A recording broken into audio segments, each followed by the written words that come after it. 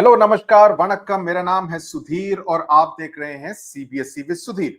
Now, इस video में हम पढ़ेंगे adolescence, stage of growth and change, जो कि आपकी साइंस क्यूरियोसिटी टेक्स्ट बुक का छठा चैप्टर है, 6th चैप्टर।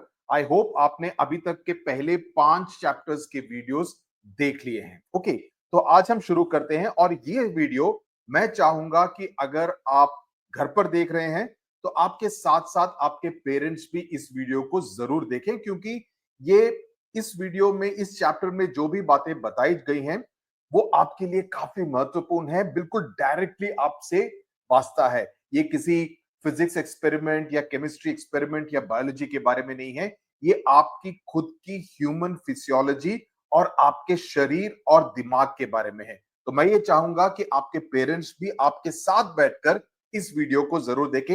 एटलीस्ट एक पेरेंट को तो जरूर बैठना चाहिए। ओके, नाउ जब हम एडोलेसेंस की बात करते हैं तो एडोलेसेंस आखिरकार होता क्या है, पहले इस शब्द को तो पहले समझ लेते हैं।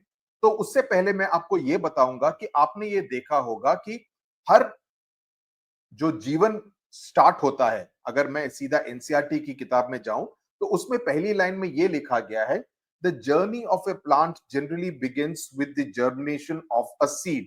यानी कि जो एक पौधा निकलता है जमीन से, वो ऐसे ही नहीं निकलता ना, कोई इसमें जादू वाली बात नहीं है। नीचे बीज किसी ने बोया होगा या बीज वहां पर गिर गया होगा और उसके लिए कंडीशंस अनुकूल होंगी, जिसकी वजह से वो बीज में से एक पौधा निकल कर आता है।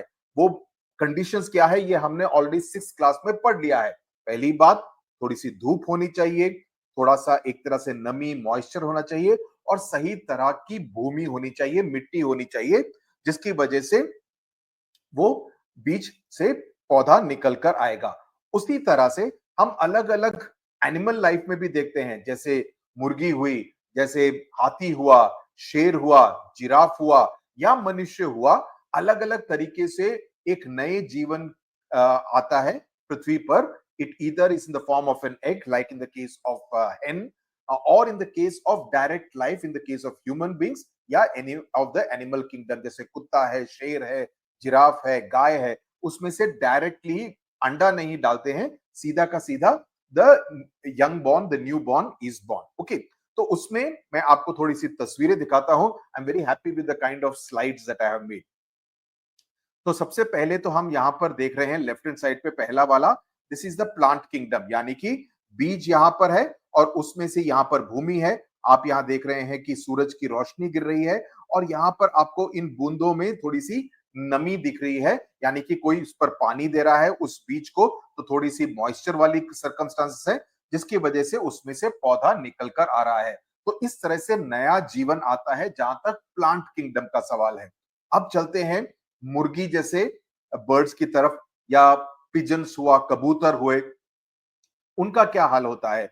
उसमें वो अंडा डालते हैं और जो फीमेल, जो मुर्गी होती है, वो अंडे के ऊपर बैठती है हैच करने के लिए और कुछ दिनों बाद उसमें से चूजा निकल कर आता है। चूजा ही बोलते हैं ना, the chicks come out and that's what is shown in this photograph. तो ये अंडों द्वारा होता है।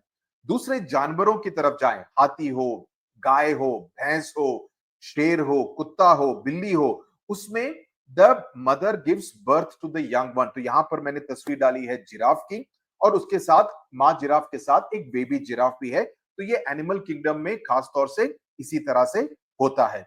और finally human beings, obviously humans also have the same thing like the animal kingdom. हम भी सीधा the women give birth to the newborn as far as the human beings are concerned. तो ये तो हो गई journey of life. Okay, this is the journey of life. तो अब हम वापस उस पर चलते हैं। तो it is quite unlikely that a seedling will develop the capabilities to, तो ये जर्मिनेशन का प्रोसीजर होता है, जर्मिनेट होता है तभी उसमें से नया पौधा निकलता है। Similarly animals also need to grow and reach maturity. ऐसा नहीं है कि कोई भी नया जीवन जो आए वो अपने दूसरे बच्चे को इमीडिएटली प्रोड्यूस कर सकता है, नहीं, बिकॉज उसको भी एक तरह का एक पूरा कई साल गुजारने पड़ते हैं before it can become an adult. अभी जैसे देखो, एनिमल लाइफ में भी होता है, ऑफ कोर्स एनिमल लाइफ और ह्यूमन लाइफ में अलग अलग रहता है, but you need to reach a particular stage before you can give birth to the new one. आप दूसरे जीवन को लाने से पहले आपको आप में भी कई सारी तब्दीलियां होती हैं, और यही पूरी तब्दीलियों के बारे में हम इस पर्टिकुलर चैप्टर में पढ़ेंगे। सम एनिमल्स ले एग्स, जैसे मैंने अभी मुर्गी का उदाहरण दिया, while others like humans directly give birth to the young ones. In both cases the young ones gradually grow in size and develop over time. यानी कि चाहे वो एनिमल किंगडम में हो, चाहे वो मुर्गी के छोटे छोटे चूजों में हो, या हम जैसे ह्यूमन बींग्स में हो, सभी यंग वंस को थोड़ा समय बिताना पड़ता है पृथ्वी पर, इससे पहले कि वे अपने बच्चों को पैदा कर सकें। That's what it's trying to say. Now आगे चलते हैं, तो ये तस्वीर है। Now the journey of life of a human can be divided into different stages. तो ये अलग अलग स्टेजेस हैं, खास तौर से हम इसको 5 स्टेजेस में डिवाइड कर सकते हैं। सबसे पहले तो हो गई इन्फेंसी, यानी कि जब से आपका जन्म होता है और जो शुरू के जो कुछ साल होते हैं, जैसे एक पौधा मैच्योर होने के बाद ही फल देता है, वैसे ही इंसानों को भी ग्रो करना पड़ता है बिफोर दे कैन रिप्रोड्यूस। सो इंसानों के अलग अलग स्टेजेस होते हैं। सबसे पहला तो हो गया इन्फेंसी, यानी कि जो जहां पर हम बिल्कुल बच्चे हैं, चलना सीख रहे हैं, रेंगना सीख रहे हैं, all those kind of things. उसके बाद बचपन, यानी कि चाइल्डहुड वाला समय, जो कि खास तौर से हम मान सकते हैं will be about between 5 years to 10 years। अगर हम इन्फेंसी को 1 से 3 साल तक माने, okay, infancy will be largely between, अगर हम इसको 1 से 3 साल तक इन्फेंसी माने, childhood we can consider between 4 and 10, मोटा मोटा मैं ब्रैकेट बता रहा हूं। एडोलेसेंस हो जाता है 11 से लेकर 19 साल तक। उसके बाद 18 19 के बाद हमारा आ जाता है एडल्टहुड। और old age, generally senior citizen किसको कहते हैं, जिनकी उम्र 60 साल हो जाती है। तो 60 साल से ऊपर होने पर उनको सीनियर सिटीजन कहा जाता है। 60 साल जनरली हर जगह पर रिटायरमेंट की एज भी मानी जाती है। तो इसको हम 5 स्टेजेस में इसको डिवाइड कर सकते हैं। अगर मैं यहां पर आपको तस्वीर दिखाऊं, तो the key stages in the human life are, ये तो हो गया फीटस, यानी कि पैदा होने से पहले, ये हो गया बेबी विच इज इन्फेंसी, ये हो गया चाइल्डहुड, ये हो गया एडोलेसेंस। आप सभी लोग अभी एडोलेसेंस स्टेज पर हैं, ओके। और ये हो गया एडल्टहुड 18 19 के बाद, और ये हो गया old age after the age of 60। Okay, so this is about human life. इसको मैं और आगे करूं, अगर आपको मेल्स और फीमेल्स में अलग अलग तस्वीरों में देखना हो, तो ये हो गया इन्फेंसी, ये हो गया चाइल्डहुड। एक्चुअली ये दोनों ही चाइल्डहुड हो जाएंगे, नो सॉरी, हाँ यही है ना, 1 2 3 4 5 1 2, ये एडोलेसेंस, ये एडल्टहुड, और ये ओल्ड एज। इसमें चाइल्डहुड को दो दो दो भागों में इन्होंने डिवाइड किया है, ओके। ये इन्फेंसी एक्चुअली न्यू बॉर्न है, this is that of childhood, this is adolescence, this is adulthood, and this is old age in the case of a female. तो आपको सबसे खास बात इस पर, आप जहां पर आपको ध्यान देना है, वो इस बात पर ध्यान देना है कि एडोलेसेंस आमतौर पर 10 से 19 साल के बीच में होती है, और इसी समय पर शरीर में सबसे ज्यादा बदलाव आपको देखने को मिलेंगे। ये खास तौर से बात है, और आपको भी अभी अपने शरीर में अगले कई सालों तक कई सारे बदलाव देखने को मिलेंगे। आप मानसिक रूप से कई सारे बदलाव को एक्सपीरियंस करेंगे, और आपके शरीर में भी कई सारे बदलाव होंगे। तो दिस इज, तो यहां पर अगर मैं आपको एडोलेसेंस की डेफिनेशन बताऊं, तो ये डेफिनेशन के हिसाब से बताता हूं, तो आपको समझ में आएगा, ओके, बिकॉज बुक्स में थोड़ा कंफ्यूजिंग है।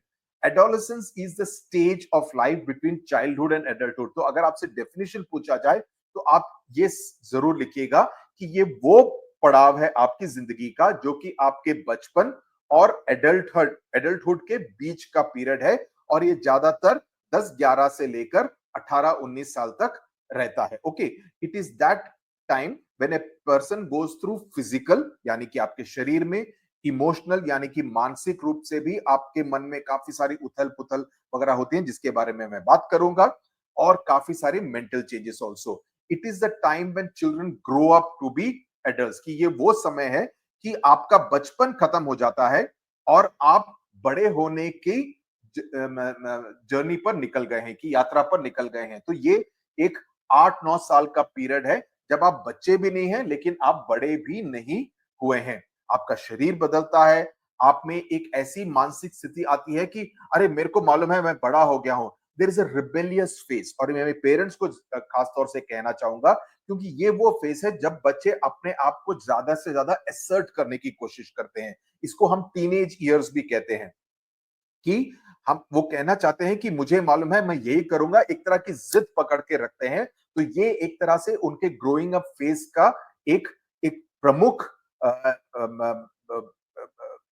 what do you say, not virtue, but it's a factor as far as the adolescence is concerned कि adolescence की उम्र में इस तरह का एक बर्ताव, इस तरह का एक व्यवहार ज्यादातर बच्चे करते हैं क्योंकि उनको अपने आप को असर्ट करने की जरूरत महसूस होती है।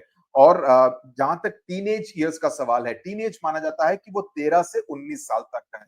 So adolescence is a wider bracket और उसके अंदर एक छोटा ब्रैकेट है टीनेज का, 13 से लेकर 18-19 साल का। तो teenage is a part of adolescence. So ये एक ऐसा फेज है, अगर मैं इसको फिर से रिकैप कर दूं तो ये एक ऐसा फेज है जहां बच्चे धीरे धीरे एडल्ट बनना लगते हैं, और वो ना केवल ना ही पूरी तरह बच्चे होते हैं बट पूरी तरह से एडल्ट भी नहीं होते हैं। और इस समय पर कई सारे शरीर में बदलाव दिखाई पड़ते हैं।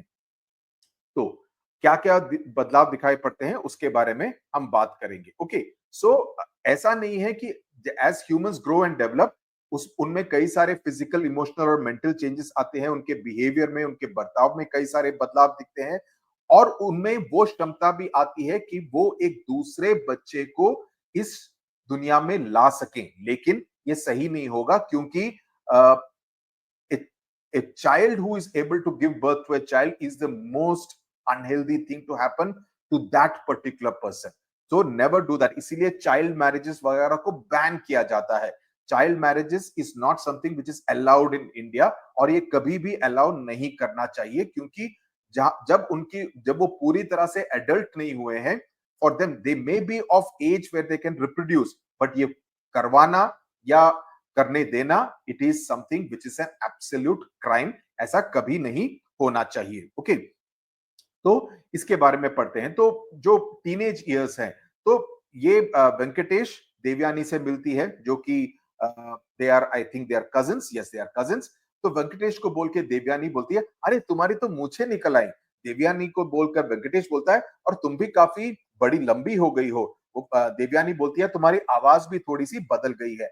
ऐसा क्यों हुआ है, ऐसा देवयानी और वेंकटेश आपस में क्यों कह रहे हैं? तो उनके कहने का मतलब ये है, ये एक एक्टिविटी है उसके बारे में मैं नहीं करता हूं। मैं सीधा अपने पीडीएफ पे जाता हूं बिकॉज उसमें आपको ज्यादा अच्छी तरह से समझ में आएगा। पीडीएफ नहीं, सॉरी, ये जो जो विजिबल चेंजेस हैं, तो सबसे पहला चेंज जो होता है वो होता है हाइट में, यानी कि आपकी लंबाई में। क्योंकि जहां तक लड़कों का सवाल है, उनके जो शोल्डर्स हैं वो थोड़े से ब्रॉड हो जाते हैं। ओके, उनके जो कंधे हैं वो ज्यादा थोड़े से ब्रॉड हो जाते हैं। तो ये पहला बदलाव देखने को मिलता है। आपने में देखा होगा उनका जो सीना है वो भी थोड़ा सा चौड़ी हो जाती है।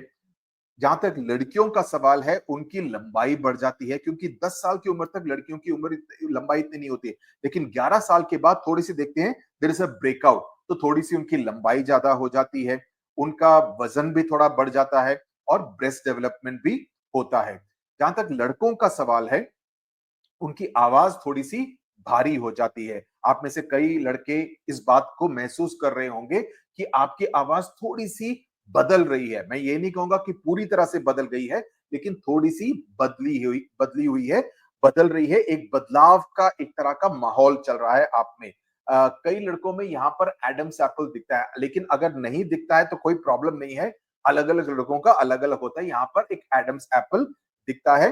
गर्ल्स में भी, लड़कियों में भी वॉइस बॉक्स ग्रो होती है, लेकिन लड़कों के मुकाबले इतना ज्यादा बदलाव नहीं दिखता है। कई सारे बच्चों में, लड़के और लड़कियों में एक तरह से एक्नी की मैं कहूंगा दिक्कत आती है, क्योंकि कई लोगों को ऑब्वियसली पसंद नहीं है, पिंपल्स निकल जाते हैं क्योंकि ऑयली स्किन की वजह से उनके पिंपल्स निकलते हैं। तो यहाँ पर, और वो अलग अलग तरह के लोशन और स्किन टॉनिक वगैरह लगाते हैं, उन सब से नहीं होना चाहिए। You should take home remedies, उससे ज्यादा मदद मिलती है, and this is part again of growing up. चौथी बात, हेयर ग्रोथ, जैसे लड़कों में मूछें आती हैं, दाढ़ी आती है, आर्मपिट्स के नीचे बाल आते हैं, प्यूबिक एरिया में बाल आते हैं। This is all part of growing up for both boys and girls. लेकिन एक बात कहने की जरूरत है कि अलग अलग बच्चों का अलग अलग रहता है। ऐसा नहीं है कि ये कोई गर्मी की छुट्टियों के बाद स्कूल रीओपनिंग वाला डेट नहीं है कि हाँ 15 तारीख को सभी का ऐसा हो जाएगा, ऐसा नहीं होता है। अलग अलग बच्चों का अलग अलग टाइम होता है। इट डिपेंड्स, और उनके जेनेटिक्स, उनके माता पिता कैसे हैं, उनके ऊपर डिपेंड करता है किस तरह के जीन्स और जेनेटिक्स उनको आए हैं, किस तरह का आहार, किस तरह का डाइट, किस तरह का न्यूट्रिशन उनको मिलता है, किस तरह के हार्मोनल चेंजेस उनके होते हैं। उन सभी बातों पर एक तरह से उनका एक्सरसाइज वगैरह करते हैं या नहीं, उस पर भी कई जगहों पर डिपेंड करता है। तो कहने का मतलब ये है कि ऐसा कोई यूनिफॉर्मिटी नहीं है, ऐसा किसी को भी, किसी भी पेरेंट को दूसरे बच्चे से कंपेयर करने की जरूरत नहीं है कि देखो उनका बेटा इतना लंबा हो गया, तू इतना लंबा नहीं हुआ है। इसके ना लंबे होने का कारण शायद आप भी हो सकते हैं। आप, ऐसा हो सकता है कि आपकी भी लंबाई कुछ साल बाद ही ज्यादा बड़ी हुई हो, तो उस पर भी काफी निर्भर करता है, जेनेटिक्स पर निर्भर करता है, हेरिडिटरी फैक्टर्स पर निर्भर करता है, न्यूट्रिशन पर डिपेंड करता है। कई जगह आपने देखा होगा, कई कई सारे जो थोड़े से ग्रामीण इलाके हैं जहां पर थोड़ी सी गरीबी ज्यादा है, उनको सही तरह का आहार नहीं मिलता है, पोषक आहार नहीं मिलता है, तो उनकी जो बॉडी डेवलपमेंट है वो सही तरीके से नहीं होती है, राइट। तो इन सब चीजों पर भी काफी निर्भर करता है। ओके, तो ये तो हो गई गर्ल्स की हाइट, और बॉयज वगैरह में और गर्ल्स वगैरह में जो जितने भी डिफरेंट चेंजेस हैं, ये एडम्स एप्पल की जो मैंने बात कही वो यहां पर दिखाया गया है। ओके, उसके साथ साथ जो appearance of here in different parts of the body, उसके बारे में भी मैंने बताया। ओके, और इमरजेंस ऑफ पिंपल्स, उसके बारे में, ये लड़का शीशे में अपने आप को देख रहा है कि उसके गालों पर पिंपल्स निकल आए हैं, लेकिन घबराने की कोई बात नहीं है। ये पार्ट ऑफ ग्रोइंग अप है, और किसी दूसरे बच्चे का भी मजाक उड़ाने की जरूरत नहीं है। उसको किसी तरह से बॉडी शेमिंग करने की या किसी को नीचा दिखाने की भी जरूरत नहीं है, क्योंकि ये काफी बच्चों को होता है, ज्यादातर बच्चों को होता है, और जैसे मैंने कहा, ये इस बदलाव की प्रक्रिया का एक भाग है। इसमें एक बात नोट करने की जरूरत है, जैसे मैंने कहा कि इंडिविजुअल्स में वेरी करता है, और ये वेरिएशंस नॉर्मल है। और किसी का भी, क्योंकि सबसे ज्यादा मैं इस बात पर एम्फसाइज इसलिए ज्यादा कर रहा हूं, और मैं ये चाहूंगा अगर ये वीडियो किसी स्कूल में दिखाया जाए, तो मैं टीचर्स को भी कहूंगा, ये हिदायत दूंगा कि वो भी इस बात पर एम्फसाइज करें कि किसी भी दूसरे बच्चे को बॉडी शेमिंग करना एक काफी शर्मनाक बात है। किसी को भी ये करना नहीं चाहिए, और अगर कोई टीचर किसी बच्चे को देखती है कि वो दूसरे बच्चे को बॉडी शेम कर रहा है, तो तुरंत उसको रोकिए, तुरंत डांट लगाइए, तुरंत उसको कहिए कि ये करना बिल्कुल ठीक नहीं है। किसी का वजन कम है, किसी का वजन ज्यादा है, किसी की लंबाई कम है, किसी की लंबाई ज्यादा है, वो हर व्यक्ति का अलग अलग है। No two individuals are similar, right. Twins भी होते हैं, ट्विंस में भी अंतर होता है, राइट। तो आप इस बात को एनकरेज कीजिए कि सबका अलग अलग समय पर अलग अलग तरह का शरीर में डेवलपमेंट होता है। ओके, तो ये तो हो गई जहां तक एडोलसेंस के मेन फिजिकल चेंजेस की बात। लेकिन उसके साथ साथ there are some secondary sexual characteristics also which develop. अब सेकेंडरी सेक्सुअल कैरेक्टरिस्टिक्स का मतलब क्या है? ये ऐसे फीचर्स हैं, ओके, जरा ध्यान से सुनिए, ये ऐसे फीचर्स हैं जो रिप्रोडक्शन में डायरेक्टली इन्वॉल्व तो नहीं होते हैं, लेकिन ये एक लड़का और लड़की के बीच में जेंडर के अंतर को दिखाते हैं। ओके, जेंडर के अंतर को दिखाते हैं, इसलिए इसको सेकेंडरी सेक्सुअल कैरेक्टरिस्टिक्स कहते हैं, लेकिन इनका रिप्रोडक्शन में डायरेक्टली इन्वॉल्वमेंट नहीं रहता है। जैसे बॉयज में मूछे दाढ़ी का आना, और गर्ल्स में ब्रेस्ट का डेवलपमेंट। ओके, तो ये तो हो गई सेकेंडरी सेक्सुअल कैरेक्टरिस्टिक्स। इसके साथ साथ एक दूसरा टर्म आपको, जिसके बारे में आपको जानना जरूरी है, वो है प्यूबर्टी, और ये सभी डेफिनेशन के रूप में भी आ सकते हैं, या 2 मार्क्स के लिए आपसे पूछा जा सकता है। सो जहां तक प्यूबर्टी का सवाल है, जब बॉडी के अंदर और बाहर ऐसे चेंजेस आते हैं जो बताते हैं कि ये बॉडी, ये शरीर अभी रिप्रोड्यूस करने के लिए सक्षम है, यानी कि रिप्रोड्यूस करने के लिए तैयार है, उस स्टेज को, उस पर्टिकुलर स्थिति को प्यूबर्टी कहते हैं। So puberty is the stage, अगर इंग्लिश में आपको डेफिनेशन याद रखना हो, so puberty is the stage in which the body of an adolescent, okay, the body of an adolescent undergoes external यानी कि बाहरी एंड इंटरनल यानी कि अंदरूनी बदलाव, जिससे कि वो एक ऐसे एडल्ट में बदल रहा है या बदल रही है जो कि रिप्रोडक्शन करने में के लिए तैयार है। ओके, मैं again I want to emphasise, इसका मतलब ये नहीं है कि 13 साल या 14 साल का बच्चा, क्योंकि एट वन लेवल ही और शी स्टिल अ बच्चा और बच्ची, it doesn't mean that they should reproduce, but their body is getting ready for reproduction. That is what the stage of puberty is called. Okay. Now, changes that indicate reproductive capability. Okay, reproductive capability के का मतलब क्या है, उसमें क्या बदलाव आते हैं जिससे कि जो कि इस बात का अंदेशा देते हैं कि ये शरीर अभी रिप्रोडक्शन करने के लिए तैयार है। नाउ एडोलेसेंस जो स्थिति है उसमें काफी सारे बदलाव आते हैं जो कि अंदरूनी होते हैं, जो कि ऑब्वियसली बाहर नहीं दिखते हैं, लेकिन कुछ होते हैं जो बाहर ही दिखते हैं, जिसके बारे में हमने अभी चर्चा की है। सबसे पहली बात है कि ऐसे शरीर के ऐसे भाग, ऐसे अंग जो कि डायरेक्टली रिप्रोडक्शन के प्रोसेस में इन्वॉल्व है, उनका एक तरीके का इन्वॉल्वमेंट है। और इस पर मैं चाहूंगा कि लड़कियां और लड़के दोनों ही मिलकर ध्यान दें, बिकॉज इसके ऊपर काफी सारे मिथ हैं। कई सारे बच्चों को, खासतौर से लड़कों को इस बारे में जानकारी नहीं होती है। लड़कियां भी क्या करती हैं, instead of asking their mothers और एल्डर सिस्टर्स और सम आंट, वो इंटरनेट पर जानकारी लेने की कोशिश करती हैं, या आप इंटरनेट पे फिर भी कभी कभी सही जानकारी मिल जाती है, अपने दोस्तों से, अपनी सहेलियों से जानकारी लेती हैं और कभी कभी काफी गलत जानकारी मिल जाती है। तो मैं चाहूंगा कि आप अभी मैं जो कहने वाला हूं उस पर जरा ध्यान से सुने। Okay, so both boys and girls, दोनों लड़के और लड़कियों में काफी सारे बदलाव होते हैं। और एक सबसे प्रमुख बदलाव जो लड़कियों में होता है, ओके, एडोलेसेंट गर्ल्स में होता है, वो होता है मेंस्ट्रुअल साइकिल का शुरू होना। ओके, मेंस्ट्रुअल साइकिल की शुरुआत, ये एक टर्म आप सभी के लिए समझने के लिए काफी इंपॉर्टेंट है। ओके, ये क्या होता है, एवरी 28 या 30 दिन, और ये काफी सारी लड़कियों में अलग अलग रहता है, again depending on their genetics, depending on their nutrition, depending on their stress levels. अगर किसी बात को लेकर काफी परेशान हो तो ये मेंस्ट्रुअल साइकिल, मेंस्ट्रुअल जो डेट आने वाली होती है, 28-30 दिन के बजाय 35 दिन, 40 दिन भी हो जाता है। तो अलग अलग स्थितियों में भी इसका असर पड़ता है। तो नॉर्मल में 28 से 30 दिन के बीच में, और इसको आमतौर पर हम पीरियड्स कहते हैं, द पीरियड या द पीरियड्स कहते हैं। ओके, ज्यादातर जिनका कि शरीर बिल्कुल सही है, स्वस्थ है, किसी तरह की चिंता नहीं है, सही खाना पीना है वगैरह वगैरह, उनके जेनेटिक्स, उनकी माँ वगैरह का ठीक था, तो उनका नॉर्मली सही टाइम पर मेंस्ट्रुअल पीरियड्स आ जाते हैं, हर महीने के, आई मीन हर 28 या 30 दिन के बीच में। ओके, कुछ लोगों में 35 दिन होता है, कुछ लोगों में कम दिनों में भी आ जाता है, वो भी होता है, 21 दिन में भी कुछ लोगों को आ जाता है। अभी मेंस्ट्रुअल साइकिल होता क्या है, it is a natural process, ये एक नेचुरल प्रोसेस है, और मैं अगेन कहूंगा इसमें शर्म करने वाली बिल्कुल भी कोई भी बात नहीं है। ओके, लड़कियों को भी और लड़कों को भी इस तरह से बर्ताव नहीं करना चाहिए, अरे क्या हो गया करके। ओके, कभी भी नहीं करना है ये, आई मीन इट इज 21वीं सदी में इस तरह से करना शर्मनाक बात होगी किसी भी लड़के के लिए।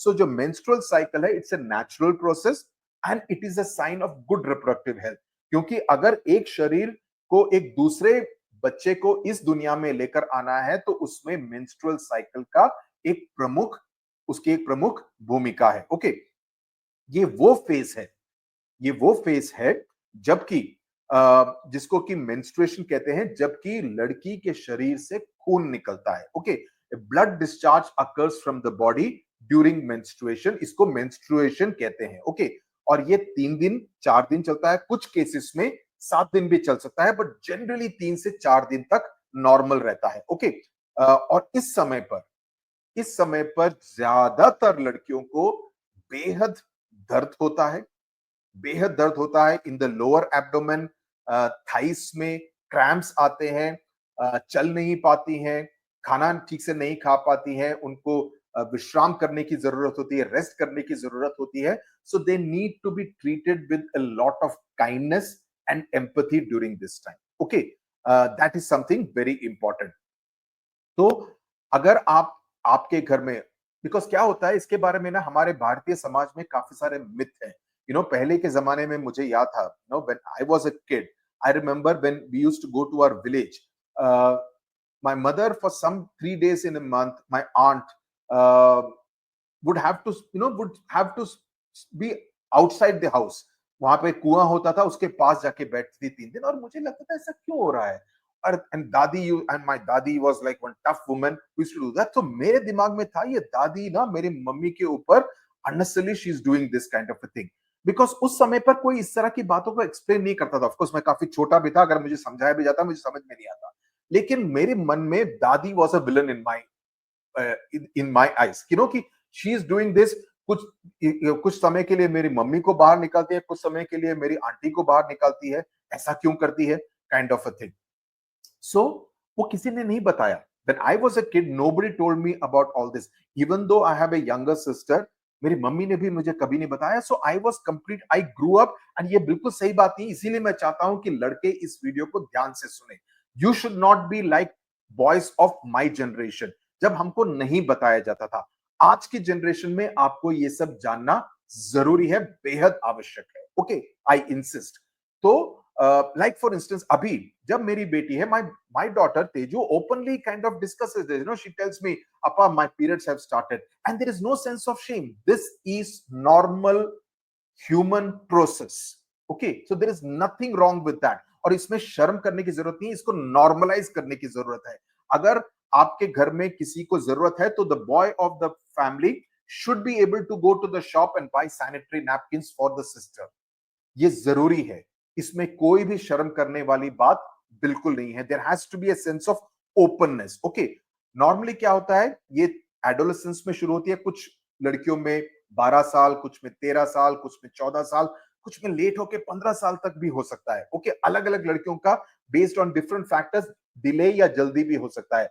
और ये जनरली 45 से 55 साल तक चलता है. उसके बाद ये पूरा मेंस्ट्रुएशन खत्म हो जाता है. इसका ये इंडिकेशन है कि ये अभी लेडी इज नॉट, उनका जो रिप्रोडक्टिव कैपेबिलिटी है वो खत्म हो गया. अब इसके बाद वो बच्चा पैदा नहीं कर सकती है. राइट. सो ये बच्चा पैदा करने के लिए द एंटायर मेंस्ट्रुअल साइकिल काफी जरूरी है. मैंने जानबूझकर इस पर्टिकुलर इस पर मैंने काफी समय लगाया है, क्योंकि मैं चाहता हूं कि आप इसको सीरियसली लें, ना केवल सिलेबस के नजरिए से, बट आपकी अपनी खुद की जिंदगी के नजरिए से भी. I hope I am clear.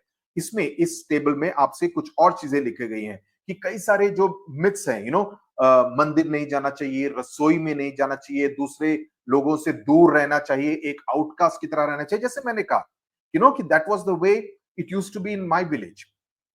तो ये आजकल ऐसा कोई टैबू नहीं है, इसमें कोई साइंटिफिक ये नहीं है.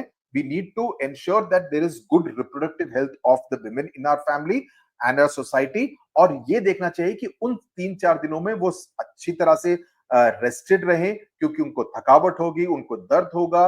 अगर किसी टैबलेट्स को लेने की जरूरत हो तो टैबलेट्स लें, और जितनी ज्यादा मदद दूसरे व्यक्ति कर सके उन 3-4 दिनों में, उतनी मदद उनको करनी चाहिए. I hope as a male educator I'm saying this loud and clear. Okay, ये कहने की जरूरत है. तो मैं अगर आपसे एक बार फिर से रिकैप करके बताऊं, सो 28 से 30 दिनों के बीच में रिपीट होने वाला ये साइकिल है, जो कि 3 से 7 दिन तक चलता है. और इनके इन 3 से 7 दिनों के बीच में खून का डिस्चार्ज होता है लड़कियों में. ओके, इसको पीरियड्स कहते हैं आमतौर की भाषा में. कुछ लड़कियों को लोअर एब्डोमेन, इनफैक्ट ज्यादातर लड़कियों को लोअर एब्डोमेन में काफी दर्द होता है, एक तरह का काफी डिस्कंफर्ट रहता है. पीरियड्स का आना एक हेल्दी और एक नेचुरल प्रोसेस है, और ये 45 से 55 साल की उम्र तक अपने आप बंद हो जाता है. कभी कुछ लोगों को लेट से 50 साल की उम्र में, कुछ को 52, कुछ को 55, अलग अलग औरतों का अलग अलग रहता है. उसको मीनोपॉज कहते हैं, कि मीनोपॉज का मतलब ये है कि मेंस्ट्रुएशन साइकिल पॉज हो गया. ओके, तो इसलिए उसको मीनोपॉज कहते हैं. उसकी स्पेलिंग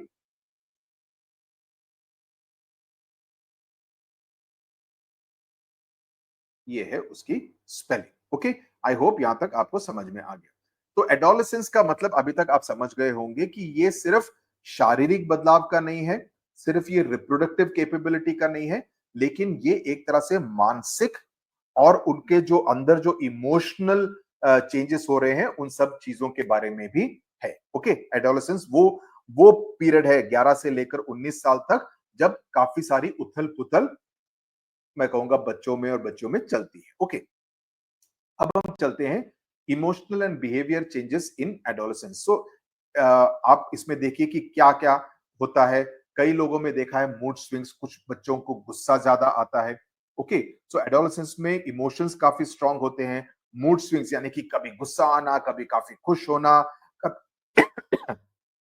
कभी कुछ कुछ लोगों को रोना ज्यादा आता है, नई नई चीजों में इंटरेस्ट आना। एक दिन बोलना मुझे गिटार सीखना है, एक दिन बोलना मुझे कराटे सीखना है, एक दिन बोलना मम्मी मैं कुकिंग सीखूंगी। तो अलग अलग चीजें सीखना, डैडी को बोलना कि मैं आपसे ये सीखना चाहूंगा या चाहूंगी। तो अलग अलग चीजों में इंटरेस्ट आने का ये समय पीरियड रहता है। उसके साथ साथ नई नई चीजें जैसे सोशल इश्यूज हुए, उसमें कुछ लोगों का इंटरेस्ट होता है। मैं ये नहीं कहता हूं कि सभी को एक जैसे होता है, अलग अलग बच्चों में अलग अलग चीजों में इंटरेस्ट, रुचि आ सकती है। ये समझना जरूरी है कि इमोशंस हमारे बिहेवियर को किस तरह से इफेक्ट करते हैं, कि ऐसा ना हो कि आप हमेशा से एक चिड़चिड़ेपन की तरह दिखाएं, ऐसा व्यवहार करें तो आप काफी यू नो आप आपकी प्रसिद्धि काफी उल्टी तरफ जाएगी। ओके, आपको काफी डिसलाइक किया जाएगा, आपको पसंद नहीं किया जाएगा। तो आपको ये भी देखना है कि मेरे बर्ताव से, मेरी जीभ से कोई भी ऐसा वाक्य ना निकले जिससे कि दूसरे को ठेस पहुंचे।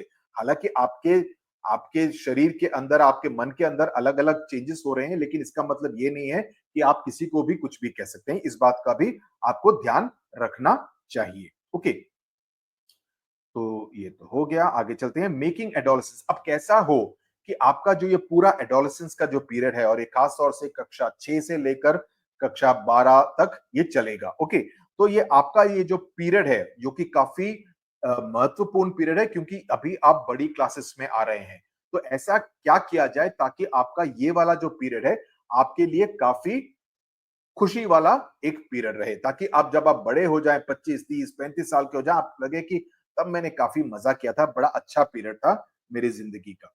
तो सबसे पहली चीज जिस पर आपको ध्यान देना है वो है आप क्या खाना खाते हैं। जैसे मैंने कहा, कई सारे ग्रामीण इलाके हैं जहां पर काफी गरीबी है, वहां पर लड़के और लड़कियां ज्यादा खाना नहीं खाते हैं। और खास तौर से ये देखा जाता है लड़कियों में कि उनका शरीर में मजबूती नहीं होती है। ओके, तो इवन अमंग द बॉयज उनका उनकी जो छाती है पूरी तरह से फूली नहीं रहती है, उनके जो शोल्डर्स हैं पूरी तरह से डेवलप नहीं हुए होते हैं। तो वो पता चलता है कि इनको ठीक तरीके का खान पीन खाने का और पीने का नहीं मिल रहा है। तो ये काफी जरूरी बन जाता है, क्योंकि इस उम्र में, इस 11 से 19 साल के बीच में आपका शरीर काफी ज्यादा जल्दी ग्रो कर रहा है। तो इसलिए खान पान पर ध्यान देने की खास तौर से जरूरत है। और सबसे जरूरी है कि आप किस तरह के न्यूट्रिएंट्स को खाते हैं। ओके, न्यूट्रिएंट्स का मतलब क्या है? प्रोटीन्स हुआ, कार्बोहाइड्रेट्स हुआ, विटामिन्स हुआ, फैट्स हुआ, मिनरल्स हुआ। ये 5 चीजें आपके खाने में और पीने में है या नहीं, उसी से आपको मदद मिलेगी पूरी तरह से एक न्यूट्रिशनल डाइट में। तो अगर आप पूरी तरह से अफोर्ड कर सकते हैं, और मैं चाहूंगा कि आप पूरी तरह से अफोर्ड कर पाए, तो पूरी तरह से न्यूट्रिशनल डाइट, जिसमें जैसे मैंने कहा, P for proteins, C for carbohydrates, F for fats, V for vitamins, M for minerals. So PCFVM, इन 5 चीजों पर आपको ध्यान देने की पूरी तरह से जरूरत है। तो इसमें होता क्या है? ओके, तो यहां पर जो टेबल है उसको मैं और डिटेल में बता दूं, बिकॉज जिस तरह से लिखा है उसमें कुछ समझ में नहीं आता है। मैंने एक अच्छा सा एक ग्राफ बनाया है, उसमें आप देखिए। तो सबसे पहला हुआ ये, जिसमें क्या क्या है, इसमें मिल्क प्रोडक्ट्स हैं, यानी कि दूध और दूध से निकलने वाले जितने भी पदार्थ हैं। पनीर हुआ, दही हुआ। ओके, इसके साथ साथ मिलेट्स हैं। मिलेट्स हैं जैसे जवार, बाजरा, रागी वगैरह। उससे क्या क्या मदद मिलती है, तो मैंने सभी कुछ यहाँ पर लिख दिया है। तो सबसे पहले क्या होता है, दही के जितने भी प्रोडक्ट्स हैं उससे आपको मिलता है कैल्शियम। उससे आपको मिलता है कैल्शियम, प्रोटीन्स, फैट्स और विटामिन बी 12। विटामिन बी 12 खास तौर से लड़कियों में विटामिन बी 12 की काफी कमी पाई जाती है। तो अगर आप दूध और दूध के जितने भी पदार्थ हैं, दही हो, पनीर हो वगैरह ज्यादा खाएं, तो उससे जरूर विटामिन बी 12 भी मिलेगा। तो ये काफी जरूरी बन जाता है। जहां तक मिलेट्स का सवाल है, मिलेट से फाइबर मिलता है, जिससे कि आपके डाइजेशन में काफी मदद मिलेगी। मैंने 9th चैप्टर में डाइजेस्टिव सिस्टम के बारे में काफी डिटेल में बताया है। तो जो जो आपका पूरा पचाने का जो सिस्टम है, उसमें अगर फाइबर मिले, और फाइबर कहां से मिलेगा?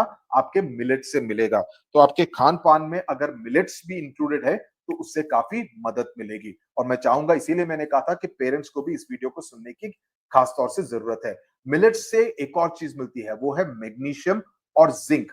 और इससे काफी सारे शरीर के जितने भी फंक्शंस हैं, उसमें काफी मदद मिलती है। तो बेसिकली, लेकिन इन सभी जो को इंक्लूड कर दें, विटामिन हो जैसे मैंने कहा, पीसीएफवीएम मिला दें, तो इससे क्या मदद मिलेगी? आपके हड्डियां हड्डियां भी इसी समय पर सबसे ज्यादा ग्रो कर रही हैं। तो बोन ग्रोथ में आपको मदद मिलेगी। आपकी जो नजर है, आपकी नजर अच्छी होगी, आप सही तरीके के विटामिन खाएंगे। आपकी जो इम्यूनिटी है, ऐसा नहीं होगा कि हर 4 दिन बाद आप बीमार पड़े। अगर आप सही खाना खाएंगे, तब आप बीमार कम पड़ेंगे, स्कूल जा पाएंगे, अच्छा पढ़ पाएंगे, अच्छा खेल पाएंगे। तो आपका जीवन इस 8 साल में अच्छा गुजरेगा। इसके साथ साथ जितने भी मसल हैं, मसल ग्रोथ के लिए भी इन सभी पीसीएफवीएम की जरूरत है।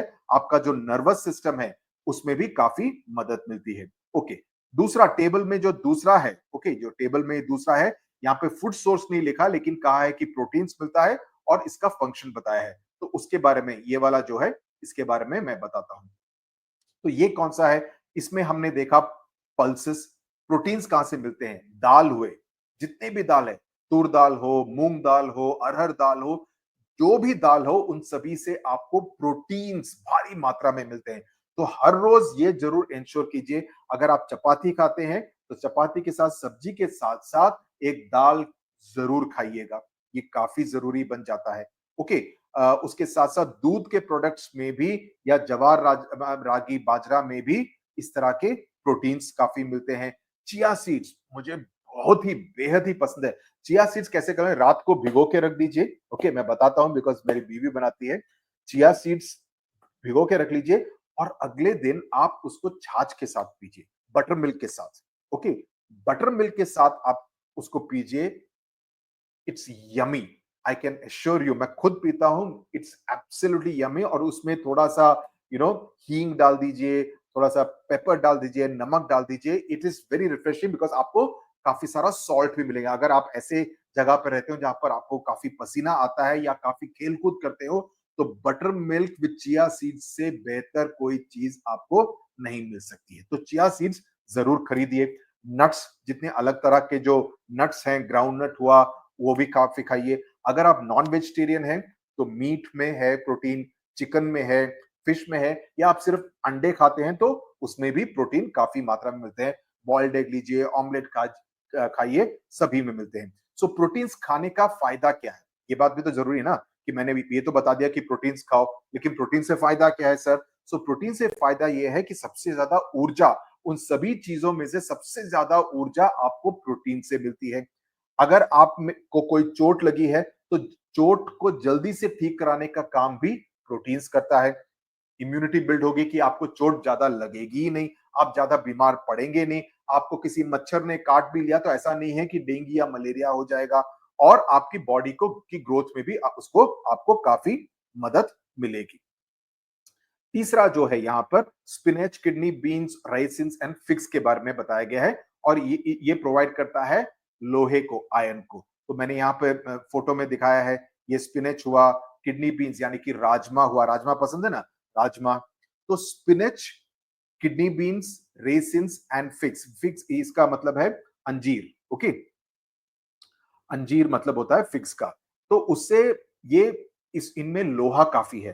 तो अगर लोहा चाहिए, तो ये सब खाना पड़ेगा आपकी डाइट में। I hope parents are listening to this video. तो इससे क्या होगा? आपका एनीमिया कम हो जाएगा। एनीमिया मतलब कि खून में लोहे की जरूरत है। तो अगर आपका खून सही क्वालिटी का नहीं होगा, तो आप एनीमिक होंगे। एनीमिक का मतलब आपका आपका जो फेस है, आपका जो शरीर है, पूरी तरह से लाल लाल, it will be looking very फीका।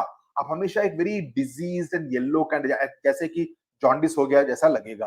तो हमेशा एनीमिक बनने से बचकर रहिए, ओके। और आपके जो कंसंट्रेशन लेवल्स है, कई बच्चे मुझसे पूछते हैं खासतौर से 9th और 10th क्लास में कि सर कंसंट्रेट जैसे कैसे ज्यादा करें। राजमा खाइए, स्पिनच ज्यादा खाइए, अंजीर खाइए। इससे कंसंट्रेशन, बादाम तो ऑफ कोर्स खाने से फायदा ही होगा, उससे आपके कंसंट्रेशन की शक्ति ज्यादा बढ़ेगी। ये नहीं कि मन इधर उधर भटकता रहेगा। इसके साथ साथ आप थकेंगे कम, ओके, आपको कमजोरी कम होगी और आप जनरली ज्यादा एनर्जेटिक रहेंगे। तो लोहे का सबसे बड़ा फायदा ये है कि वो हीमोग्लोबिन जो कि आपके खून में है। आपका खून लाल रंग का क्यों है? लाल रंग का इसलिए है क्योंकि उसमें हीमोग्लोबिन है, क्योंकि वो एक लाल कलर का पिगमेंट है। इसके बारे में हम 9th क्लास में पढ़ेंगे। लाल कलर का पिगमेंट है हीमोग्लोबिन, जिससे कि खून का रंग लाल है। और यही हीमोग्लोबिन है जो कि खून में ऑक्सीजन को कैरी करता है प्लेस ए से प्लेस बी तक, राइट। तो उसमें अगर आपका हीमोग्लोबिन सही तरीके से बनना हो तो आपको लोहे की जरूरत है। और लोहा कहां से मिलेगा? राजमा से मिलेगा। लोहा मिलेगा अंजीर से। लोहा मिलेगा स्पिनच से, ओके। जितने भी ग्रीन वेजिटेबल्स हैं, स्पिनच का मतलब सभी तरह के ग्रीन वेजिटेबल्स को आप जरूर खाइए, okay. So that is something very important, okay. आगे चलते हैं। नाउ इसके बाद यह है कि science and society, adolescents specially girls में sometimes suffer from blood related health problems because of deficiency of iron and बी12, विटामिन बी12। जैसे मैंने कहा कि गर्ल्स में बड़ी दिक्कत आती है कि उसमें लोहा कम होता है और विटामिन बी12 की भी डेफिशिएंसी होती है। कई सारे बच्चों को, in fact even for my daughter, B12 की टैबलेट्स लेने को कहते रहते हैं ताकि बी12 को सप्लीमेंट्स की तरह, I mean you keep including the supplements, नहीं तो अगर आपके नेचुरल फूड में नहीं है तो सप्लीमेंट्स टैबलेट्स के रूप में लेना पड़ेगा। सो दिस इज समथिंग। तो मैं हर पेरेंट को कहूंगा कि अगर आपका बच्चा 11, 12, 13 साल का है तो please get A health checkup done कि विटामिन बी12 की डेफिशिएंसी तो नहीं है, लेवल्स के नीचे तो नहीं है। अगर है तो उसको विटामिन बी12 अगर नेचुरली खाने में दी जाए बेस्ट, अगर नहीं दे सकते तो एटलीस्ट टैबलेट्स जरूर दीजिए, ओके। यहां पर एक साइंटिस्ट की बात कही गई है, डोरोथी हॉडकिन के बारे में, जो विटामिन बी12 के बारे में उन्होंने काफी ज्यादा रिसर्च की। सो 1964 में 1974 में 60, 61, 62, 63, 64, 64, okay, she became the third woman to win the Nobel Prize in the field of chemistry. तो उनका कहना था कि विटामिन बी12 बेहद जरूरी है। Like most vitamin it cannot be made in the human body and has to be obtain from the food we eat, जैसे मैंने अभी कहा। तो discuss the sources of vitamin बी12 विद योर टीचर। मैंने ऑलरेडी आपको बता दिया, अभी तक तो याद हो गया होगा बिकॉज मैंने 6 बारी तो उसको रिपीट किया है, ओके। तो कहां से विटामिन बी12 मिलता है, उन सभी चीजों पर आप ध्यान दीजिए। मैं फिर से आपको दिखा देता हूं। तो यहां पर तो लोहा मिलता है और ये होता है विटामिन बी12 का सा ये वाला, okay. Calcium, proteins, fats, vitamin और मिलेट्स, मिलेट से नहीं, ये बेसिकली मिल्क प्रोडक्ट्स है, ओके। थैंक यू बोलने का अभी टाइम नहीं आया, अभी और टाइम है, ये अभी और चीजें हैं। अब हम चलते हैं पर्सनल हाइजीन के बारे में। पर्सनल हाइजीन के मतलब अपने शरीर को कैसे साफ सुथरा रखना है, ओके। सो इसमें सबसे ज्यादा जरूरी बात है कि रोज नहाने की जरूरत है।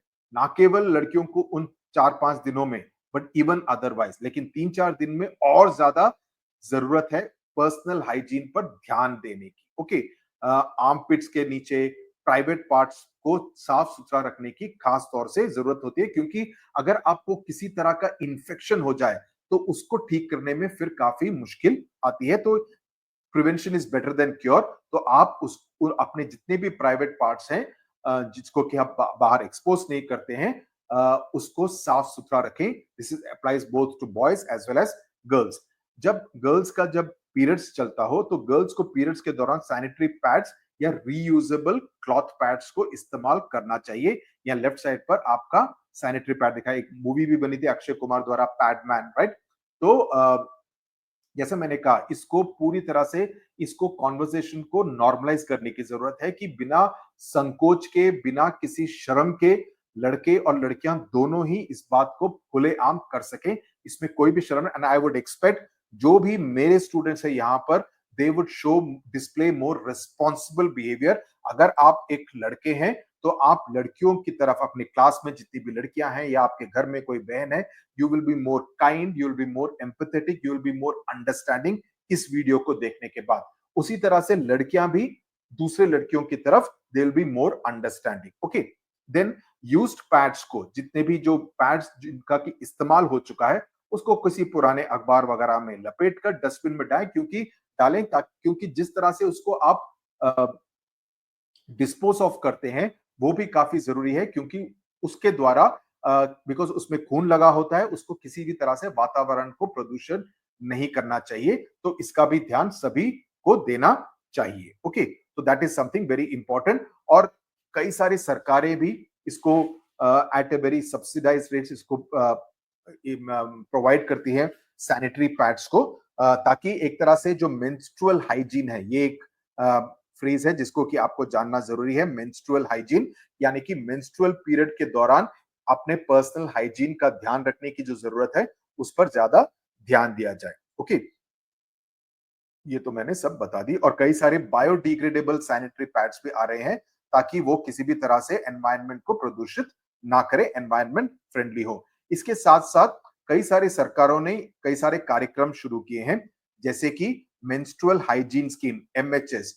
इस स्कीम के तहत जो भारतीय सरकार है, sanitary pads free of charge provide करती है, या रिड्यूस प्राइस पर, स्पेशली ग्रामीण इलाकों पर। कई सारे अवेयरनेस प्रोग्राम, जैसे कि जिस तरह का वीडियो मैं कर रहा हूं, उस तरह के कई सारे अवेयरनेस प्रोग्राम्स भी कंडक्ट किए जाते हैं, जहां पर लड़कियों को ये शिक्षा दी जाए। और मैं ये मानता हूं ये सिर्फ लड़कियों के लिए नहीं है, लड़कों को भी इस बात की जानकारी पूरी होनी चाहिए। तो अगर आपके घर में कोई लड़की नहीं है, आपका सिर्फ बेटा है, तब भी मैं कहूंगा पेरेंट्स को, specially the mothers, please educate your son. ये जरूरी है। आपका लड़का ऐसा नहीं होना चाहिए क्योंकि कि उसको इस बात में के बारे में कोई भी जानकारी ना हो। ओके, उसको भी इस बात की पूरी जानकारी होना आवश्यक है। ओके, दूसरा स्कीम है राष्ट्रीय किशोर अवस्था। किशोर अवस्था मींस एडोलेसेंस कार्यक्रम। Okay, it aims to develop the overall health, यानी कि menstrual health, hygiene, peer education की जिस तरह की शिक्षा जिसके बारे में मैंने बात की, where older students help younger ones about this topics, ताकि अगर आपकी कोई बड़ी दीदी है तो वो छोटी अपनी बहन है, उसको पूरी तरह से बता दे कि इसको लेकर किसी तरह के घबराने की बात नहीं है। तीसरा है सुविधा सैनिटरी नैपकिन इनिशिएटिव। तो इसमें भी वही है, affordable prices. Jan Aushadhi means, जन मींस पीपल, औषधि means medicine. Okay, medicine for people and state level initiatives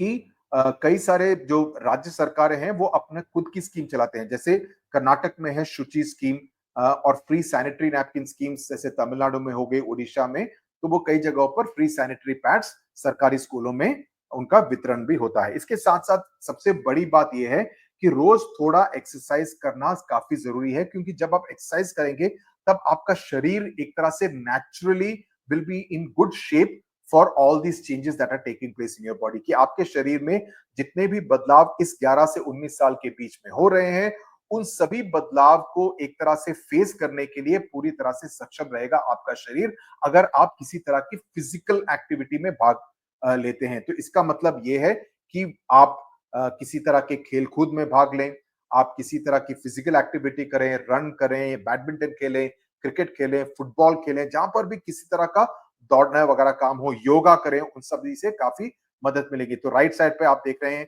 यहाँ पर ये लड़का योगा कर रहा है, यहाँ पर स्किपिंग कर रहा है, और यहाँ पर ये दोनों लड़कियां फुटबॉल खेल रही हैं। तो ये फिजिकल एक्टिविटीज फॉर फिटनेस। इसके साथ साथ बड़ी बात यह आती है, और ये अगेन काफी प्रमुख बात है, कि आपका जो सोशल लाइफ है वो काफी बैलेंस्ड होना चाहिए, क्योंकि हम सभी एक समाज में रहते हैं, हम सभी एक दूसरे के साथ बात करते हैं, लेकिन जिस तरह की बातचीत हमारे दिनों में होती थी, उस तरह की बातचीत आपके आज की दुनिया में नहीं होती। इसका प्रमुख कारण है कि आपके दुनिया में सोशल मीडिया है, इंटरनेट है। हमारे में इंटरनेट नहीं होता था। हमारे इस जमाने में, मैं I am not very old, लेकिन जब हम बच्चे थे, हम रोज जाकर खेलते थे, राइट? हम रोज जाकर खेलते थे, तो फिजिकल एक्टिविटी काफी रहती थी। आजकल सभी इंस्टाग्राम रील्स और मोबाइल फोन्स और आईपैड और टैबलेट में ही लगे रहते हैं, वीडियो गेम्स में लगे रहते हैं। तो एक तरह से सभी एक तरह के ओबीस चिल्ड्रन की तरह बड़े हो रहे हैं, राइट? सो ये जरूरी बन जाता है कि आप खेलें, फिजिकल लिटरेसी हो, और एक तरह से दूसरे को रेस्पेक्ट करें, का आदर करें, दूसरों को एक तरह से दूसरों को समझें। ओके, कि ओके, अगर उसको कुछ कष्ट है तो क्या मैं किसी तरह से उसकी मदद कर सकता हूं या नहीं, ये जानना जरूरी है। तो kindness and empathy are great virtues. अगर आप किसी की तरफ दया दिखाएं तो ये काफी बड़ा एक तरह का वर्च्यू माना जाता है। ओके, मॉडर्न टेक्नोलॉजी से जैसे यहां पर दूसरी बात आती है साइबर बुलिंग, जिसके बारे में बताऊंगा कि ये आप कभी भी ना करें कि अपनी कोई भी फोटो जो कि पर्सनल फोटो है उसको आप इंस्टाग्राम पर या रेडिट पर या यूट्यूब पर अपनी कोई भी फोटो ना लगाएं। Okay, generally below below 14 years तो आपको इंटरनेट पे होना ही नहीं चाहिए। ओके, तो ये बात भी जरूरी बन जाती है, क्योंकि कोई भी ऐसी पर्सनल इंफॉर्मेशन, फोटोग्राफ्स हो या कोई इंफॉर्मेशन हो जिसको कि कोई मिसयूज कर सके, ऐसी कोई भी जानकारी आपको पब्लिक डोमेन में कभी भी नहीं डालनी चाहिए। I am saying this not as an educator, I am saying this as a parent also. मैं खुद एक पिता हूं तो मैं उस नजरिए से भी आपको ये बता रहा हूं। तो इन सब चीजों पर ध्यान देने की जरूरत है। इंटरनेट पे कोई भी चीज दिख जाए वो जरूरी नहीं है कि वो सच हो। आपको हर चीज को परख कर ही उस पर विश्वास करना चाहिए। कि कोई भी व्हाट्सएप पे आ गया जरूरी नहीं है कि वो सच हो। तो हमेशा अपनी आंखें, कान, आंखें सब खोल कर रखो कि आपको देखना है, परखना है, सोचना है, उसके बाद ही किसी चीज पर विश्वास करना है। ओके, तो ये काफी जरूरी चीज है। ये साइबर बुलिंग काफी बड़ी समस्या है। साइबर बुलिंग का मतलब क्या है? साइबर बुलिंग से आपको बचना चाहिए, और अगर ऐसा कुछ हो तो डरने की कोई बात नहीं है। आप किसी भी एडल्ट से जिस पर आप विश्वास करते हैं उनसे आप सहायता लीजिए। साइबर बुलिंग का मतलब यह है कि कोई भी डिजिटल डिवाइस, वो कोई फोन हो सकता है, कंप्यूटर हो सकता है, कोई भी ऑनलाइन प्लेटफॉर्म हो सकता है, उससे आपको किसी तरह से बुली कर रहा है। राइट? आपके बारे में आपकी किसी फोटो को फोटोशॉप करके उसको गलत ढंग से कोई दिखा रहा है, उससे आपको शर्म लगती है, क्योंकि आपको लगता है कि लोग समझेंगे कि वो असली तस्वीर है। राइट? तो इसीलिए उसी उससे आपको ब्लैकमेल किया जा रहा है, साइबर बुलिंग किया जा रहा है।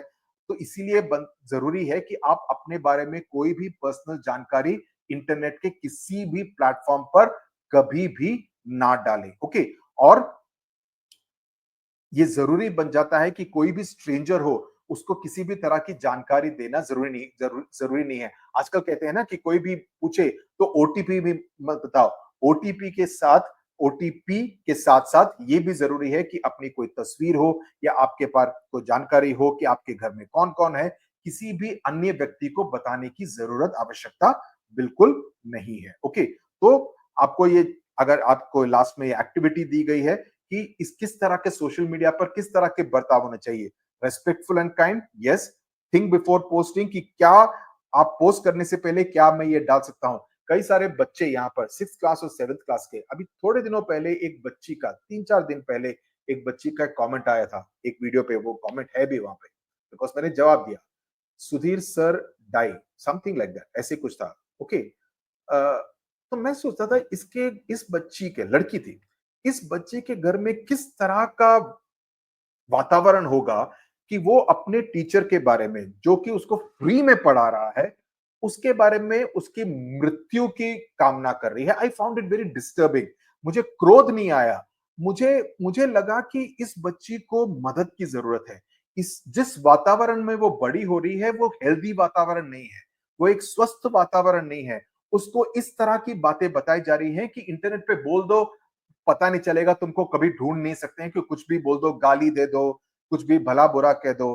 राइट? तो यू नो ये सब गलत बातें हैं, क्योंकि इंटरनेट एक ऐसा साधन है, कभी ना कभी आपको ट्रेस किया जा सकता है, कभी ना कभी आपको ट्रेस किया जा सकता है। मैंने खुद लोगों को ट्रेस किया है जिन्होंने गलत बातें, काफी बहुत ज्यादा गलत बातें कही हैं, उनको पुलिस कभी ना कभी 2 महीने बाद, 3 महीने बाद पकड़ लेती है। तो ऐसा नहीं है कि आप कभी पकड़े नहीं जाएंगे। तो आपकी तरफ से आप हमेशा ही सही बात करें। इंटरनेट एक बढ़िया चीज है, लेकिन उसका सही इस्तेमाल करने की जरूरत है। आप कभी भी, जैसे मैंने कहा, पर्सनल फोटोज तो शेयर ना करें, आपकी कोई पर्सनल जानकारी ना रखें, आप किसी को बुली ना करें, किसी को बॉडी शेम ना करें। अगर किसी का थोड़ा सा कद छोटा है या किसी का वजन ज्यादा है, तब आप उसका मजाक ना उड़ाएं। ये चीज आपके साथ भी हो सकती है। तो आप किसी का मजाक न उड़ाएं और किसी के शरीर को लेकर तो कभी भी मजाक नहीं उड़ाना चाहिए। इस बात को आप मेरे मुझे प्रॉमिस कीजिए एज योर एजुकेटर कि आप ऐसा बर्ताव कभी भी किसी के साथ नहीं करेंगे। इसके साथ-साथ लास्ट में, और ये काफ़ी बड़ी समस्या है, कई सारे प्रदेशों में, मैं उन स्टेट्स का नाम नहीं लेना चाहूँगा, लेकिन कई सारे प्रदेशों में एक बड़ी समस्या हो गई है कि लोग एक तरह से नशीले पदार्थों का सेवन करने लगे हैं। ड्रग्स हो गया, सिगरेट्स हो गया, बीड़ी हो गया, शराब हो गया, गुटखा हो गया, इन सभी चीज़ों से किसी का भला नहीं हुआ है। जैसे इस तस्वीर में दिखाई गई है, जब आप स्मोक वगैरह करेंगे, तब आपके फेफड़े इस तरह से काले हो जाएँगे, लाल नहीं रहेंगे। आपके कोई फ़िल्म स्टार, उनको पैसा मिलता है उस गुटखे को प्रमोट करने के लिए। तुमको कुछ नहीं मिलता है। तुम अगर गुटखे का सेवन करोगे तो तुम्हारा नुकसान होगा, तुम्हारे दाँत खराब होंगे, तुम्हारा जो ये पूरा विंड पाइप है, ये सॉरी फुट पाइप है, वो खराब होगा। तो आपका नुकसान होगा। उनको पैसा मिलता है, तो वो पैसा, वो सबसे बड़े स्टार होंगे भारत के, लेकिन जिस तरह का काम करते हैं, ये शर्मनाक बात है। ओके, ये कभी भी किसी भी रिस्पॉन्सिबल एक्टर को कभी भी नहीं करना चाहिए। और मुझे काफी अचंभा होता है कि इस देश के सबसे बड़े प्रमुख स्टार्स गुटखे का सेवन का ऐड करते हैं पैसे के लिए। मुझे गुस्सा आता है। ओके, सो हर तरह के एडिक्शन से बचिए। ओके, अगर कोई आप पर दबाव डाले तो नो कहने की हिम्मत रखिए कि मैं सिगरेट नहीं पीऊंगा, मैं शराब नहीं पीऊंगा, उसमें कोई भी प्राइड नहीं है। ओके, तो ये काफी जरूरी बन जाता है। देर आर लॉट्स ऑफ नशा मुक्त भारत अभियान, कि अगर आप किसी को किसी तरह की लत लग गई है तो उस लत से बाहर निकलने के लिए सरकार, अलग अलग राज्य सरकार, केंद्रीय सरकार ये काम करती है कि वो उससे उनको मदद दे कि वो किस तरह से, जैसे there is an organization called alcoholic anonymous, right, कि अगर आपको शराब की लत लग गई है तो उससे कैसे बाहर निकलना है, उसके लिए मदद करते हैं लोग। तो इस तरह के काफी सारे डी एडिक्शन सेंटर्स, एडिक्शन का मतलब कि लत लग गई है, डी एडिक्शन का मतलब उस लत से बाहर निकलना, उसके लिए ये एक हेल्पलाइन नंबर है 14446 to deal with drug addiction and to help drug addicts. Okay, तो आई होप आपको समझ में आ गया। लास्ट में मैं ये बात कहूंगा, ये सब जितने भी बदलाव होते हैं, आप ये पूछेंगे कि ये बदलाव आखिरकार होते क्यों हैं? आई मीन कोई तो कारण होगा ना, कि जिसकी वजह से इस तरह के बदलाव हमारे शरीर में हो रहे हैं। इसका प्रमुख कारण है हॉर्मोन्स, कि जो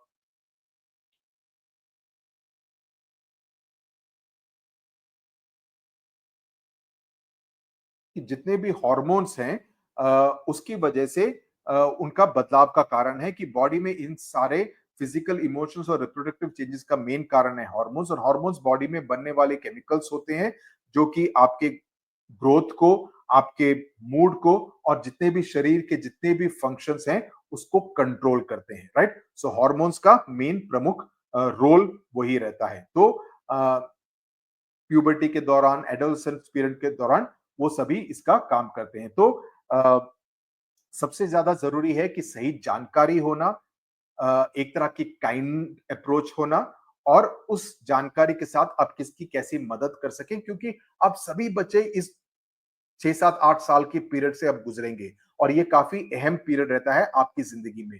तो वो व्यक्ति जो कि इस समय को सही तरीके से डील कर पाए, वो जिंदगी की रेस में आगे निकल सकता है। ओके, लेकिन इस समय पर कई सारे डिस्ट्रैक्शंस भी होते हैं। लड़कों को लड़कियां पसंद आती हैं, मैं साफ तौर पे बताता हूँ, लड़कियों को लड़के पसंद आते हैं, राइट, म्यूचुअल अट्रैक्शन होता है, वो सभी होता है। लेकिन अगर आप सोचें कि ये उम्र नहीं है मुझे इन सब चीजों में पढ़ने की, ये समय है कि मैं पढ़ूं, लिखूं, खेलूं, वो सभी काम करूं जिससे कि मेरे आगे की जिंदगी सही निकल जाए, तो इससे आपको फायदा होगा। लेकिन अगर कोई लड़का लड़की के चक्कर में पड़ गया, या लड़की लड़के के चक्कर में पड़ गई, तो होता यह है, और मैंने सबसे ज्यादा देखा है, 7th क्लास 8th क्लास में सबसे ज्यादा डिप होता है एकेडमिक परफॉर्मेंस में। और वो इसी कारण होता है क्योंकि ये सारे जो हॉर्मोन्स की वजह से जो बदलाव होते हैं हमारे शरीर में, हमारे दिमाग में, उससे पढ़ाई से लेकर दिमाग इन सब चीजों में चला जाता है, और इससे आप भटक जाते हैं, और इससे नुकसान किसका होता है? आपका होता है। तो अगर आप एक सही रास्ते पर निकलना चाहते हैं तो ये इंश्योर कीजिए कि आप सही काम करें और इन सब चीजों से आप भटके नहीं, और आपका फोकस क्या है, आपका गोल क्या है, उस पर आप अपनी नजर लगाए रखें। तो मैं उम्मीद करता हूं कि इस वीडियो से आपको फायदा हुआ, आपको कई सारी जानकारियां मिली, और आप इन सभी जानकारियों पर पूरा ध्यान देंगे और उस पर सही कदम भी उठाएंगे। Thank you very much. Share the video and subscribe to the channel. Tata.